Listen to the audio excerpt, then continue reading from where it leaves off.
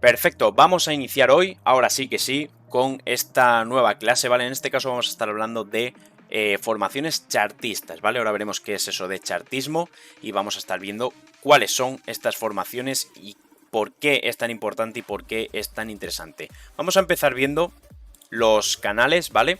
Estos son formaciones que ya hemos podido ver en los directos durante varias ocasiones y podemos identificar tres tipos de canales, ¿vale? Los canales miden la amplitud entre el soporte y la resistencia de una determinada tendencia. Y estos son los tres tipos que podemos encontrar. Canales alcistas, mínimos y máximos crecientes. Canales bajistas, mínimos y máximos decrecientes. Y canal lateral o canales laterales, ¿vale? Donde los máximos y los mínimos se mantienen en un rango lateral, ¿vale? Aquí tienes una imagen muy ilustrativa, donde queda perfectamente definido, ¿no? Como lo principal es, en una tendencia alcista, tener en cuenta los mínimos, en este caso crecientes, ¿vale? En la tendencia bajista, tener la línea de tendencia, la de color azul, tener en cuenta, por supuesto, los máximos decrecientes, y en el canal lateral, pues saber identificar la zona de soporte y resistencia, ¿vale? Que ya hemos estado hablando en la clase anterior. Veamos algunos ejemplos en gráficos reales, ¿vale? Porque ya sabéis que luego difiere bastante lo que es los gráficos de la teoría, ¿no? Que son muy bonitos, a los gráficos luego reales, ¿no? Donde no se ven de forma tan clara y tan precisa, ¿no? Máximos y mínimos crecientes, ya lo podemos ver.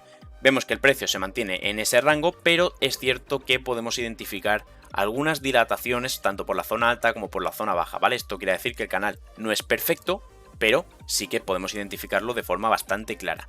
Lo mismo ocurre con un canal bajista, ¿vale? Os he intentado coger algunos ejemplos así feos, ¿vale? Para que identifiquéis que no siempre tienen que ser perfectos, ¿vale? No tienen que ser siempre formaciones perfectas. Máximos y mínimos decrecientes y vemos que el precio se mantiene pues en este rango bajista, ¿vale? Podríamos incluso marcar una segunda línea de tendencia, ¿vale? Bajista, y otra por debajo, ¿vale? Marcando lo que es la línea de tendencia principal de máximos decrecientes y la línea de tendencia bajista de mínimos decrecientes también. Como veis, otro ejemplo también donde la cosa no es demasiado clara, pero sí que se identifica. Fijaos el canal lateral, ¿vale? Esto lo hemos podido ver en las últimas sesiones en el gráfico de Bitcoin, ¿vale? Cuando el precio estaba muy lateral, como había bastantes dilataciones tanto por la zona alta como por la zona baja, ¿vale? Y aún así son, digamos, falsas rupturas, ¿vale? Y bueno, de momento estos son lo principal, la base de los canales.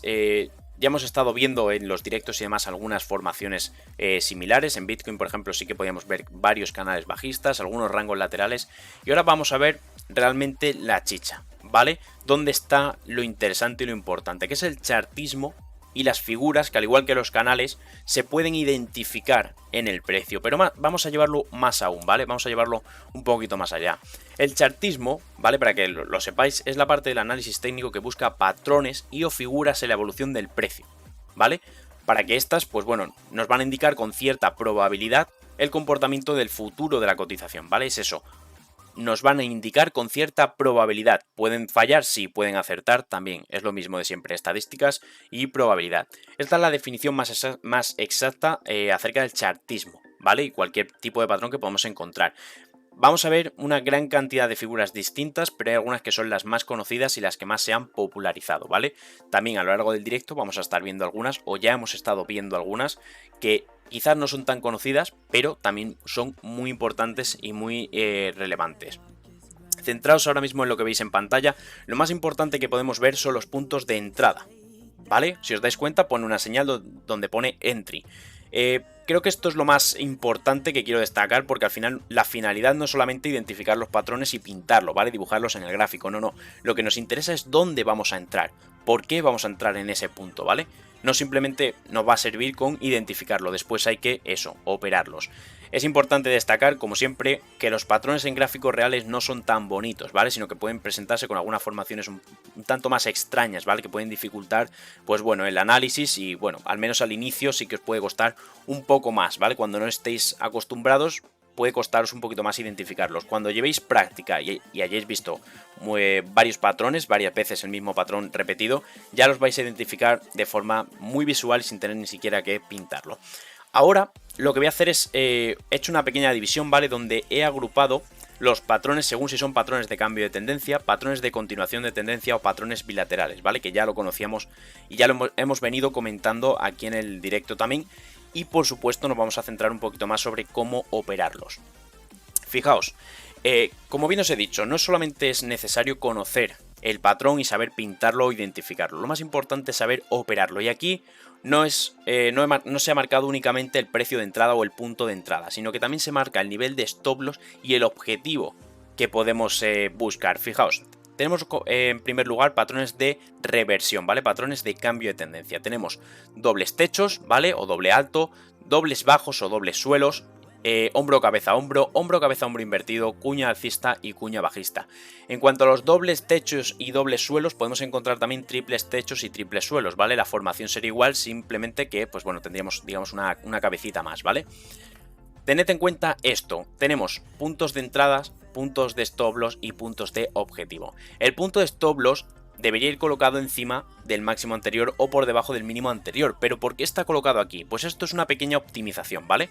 Ya cuando estemos hablando sobre la gestión de riesgo y sobre la gestión correcta de los stop loss, vamos a estar comentando que los stop loss o el riesgo debería calcularse teniendo en cuenta el máximo o mínimo anterior, pero podemos después ajustarlo a la mitad para minimizar las pérdidas, ¿vale? Lo mismo ocurre con el hombro cabeza hombro o con las cuñas alcistas o cuñas bajistas. En el caso de la cuña alcista os voy a poner un ejemplo para ver si lo podéis tener en mente. Es lo que hemos estado comentando en el gráfico de BNB antes de experimentar estas caídas, ¿vale? Una cuña alcista de implicación bajista. Tendríamos el precio de entrada cuando rompe esta zona de mínimos, colocaríamos el stop loss por encima del máximo y tendríamos un precio objetivo de un ratio 1 a 1,5, 1 a 2, ¿vale? Lo mismo ocurre con una cuña bajista o con las figuras inversas, ¿vale? Vamos a ver patrones de continuación de tendencia. Aquí podemos encontrar algunas cuñas bajistas y cuñas alcistas también. Pueden, digamos, pertenecer tanto al grupo de esos patrones de cambio de tendencia como pertenecer al grupo de los patrones de continuación de tendencia. La forma de operarlos es igual. Buscamos la ruptura, la superación de esta línea de tendencia, ¿vale? De la línea de tendencia principal y, por supuesto, del máximo o mínimo anterior, ¿vale? En el caso de ir alcista o bajista. El stop loss iría colocado por debajo en el mínimo anterior o por encima en el máximo anterior, ¿vale? Siempre teniendo en cuenta que estamos en una operación en largo o en corto. Rectángulo. Al final un rectángulo es una figura de consolidación y lo mismo puede llegar aquí al rectángulo y romper por abajo, que sería el rectángulo bajista, que llegar por aquí y romper por arriba, que sería el rectángulo alcista. Nos da igual. En el rectángulo lo que hacemos es buscar la ruptura con confirmación normalmente, ya sea por un pullback, un throwback o consolidación simplemente por encima del nivel de ruptura. Pues buscamos la entrada, cuando rompa ponemos el stop loss por debajo del mínimo anterior o por encima del máximo anterior y el objetivo lo vamos a intentar marcar a ratio 1 a 1 como mínimo, por supuesto, y intentando buscar un ratio 1 a 1,5, 1 a 2, incluso 1 a 3, ¿vale? Ya estaremos hablando también de cómo optimizar eso y de cómo conseguir ratios mayores. Banderines, que al final no dejan de ser formaciones de triángulo, ¿no? Podemos ver la continuación en este caso alcista o la continuación bajista. La ruptura, pues muy similar si os dais cuenta a la cuña, ¿vale? Simplemente la diferencia entre una cuña y un banderín es que el vértice confluye en un punto más cercano al precio, ¿vale? Si os dais cuenta, aquí está prácticamente tocando y aquí bastante más amplitud. Entonces, punto de entrada en cuanto veamos la ruptura de la directriz y en este caso del máximo anterior. Stop loss por debajo del mínimo anterior y un objetivo bastante amplio. Ahora os comentaré por qué con estas figuras busco un objetivo mucho más amplio, ¿vale? Me voy a centrar luego más en específico en este tipo de figuras, en este tipo de triángulos, porque son muy interesantes y muy importantes. Y bueno, el banderín bajista lo mismo, tenemos la ruptura, tenemos que identificar esa ruptura de la línea de tendencia inferior, rompiendo el mínimo para abajo, colocaremos nuestra orden de short, el stop loss por encima del máximo anterior y buscamos un objetivo, en este caso, un poquito más amplio, ¿vale?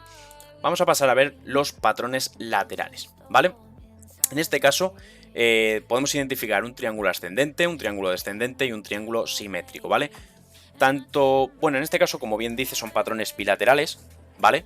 Pueden romper tanto por arriba como por abajo y como bien pone aquí, tenemos entradas tanto en long, en largo, como en short, en corto, ¿vale? Tenemos dos puntos de entrada bien marcados, definidos, y el stop loss iría en el punto de entrada contrario, es decir, si entramos en corto, el stop loss debería ir en este punto de entrada, si entramos en largo, el stop loss debería ir en este punto que está marcado como la entrada, ¿vale? Sería el nivel de stop loss.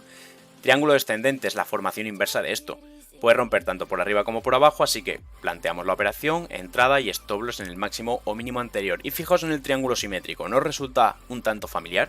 Pues sí, es el patrón que ha estado dejando Bitcoin durante las últimas semanas. durante todas estas largas y aburridas sesiones que hemos tenido, ¿no? De este triángulo simétrico, viendo cómo se conformaba, donde, pues bueno, a día de hoy o a día de ayer, ya en el 8 de junio, ¿no? Vemos que ese triángulo ha sido ya perforado, en este caso por la parte baja. Pues bien, fijaos cómo se marcaría esta entrada en función de la teoría, en función del análisis técnico. Por eso, cuando me preguntáis por qué he tomado esos puntos en Bitcoin, pues los he tomado por esto, porque tomo en cuenta los máximos, los mínimos y la colocación del stop loss en el punto contrario, ¿vale? Y bien, ahora quiero profundizar un poquito más, ¿vale? Ya para finalizar, en el tema de los triángulos, ¿vale? Los triángulos son unas figuras muy importantes. Son, digamos, de las que requieren mayor atención, al menos por nuestra parte. Los triángulos para nosotros son las figuras chartistas más importantes y más potentes que podemos identificar dentro de todo el chartismo, ¿vale? Nos da igual si rompen por la parte alta o si rompen por la parte baja, ¿vale? Hay que tener en cuenta que son figuras chartistas muy populares y, como bien os digo, muy potentes, las cuales nosotros hemos catalogado dentro de nuestros patrones preferidos como A+, es decir, lo más interesante que podemos encontrar. Y bueno, sabemos que los triángulos están formados por la conversión de dos líneas de tendencia, ¿vale? O entre un soporte y una resistencia dentro de esa línea de tendencia. Como bien os digo, son figuras muy potentes y a nosotros nos gusta muchísimo. ¿Por qué? Porque las rupturas son muy fuertes, ¿vale?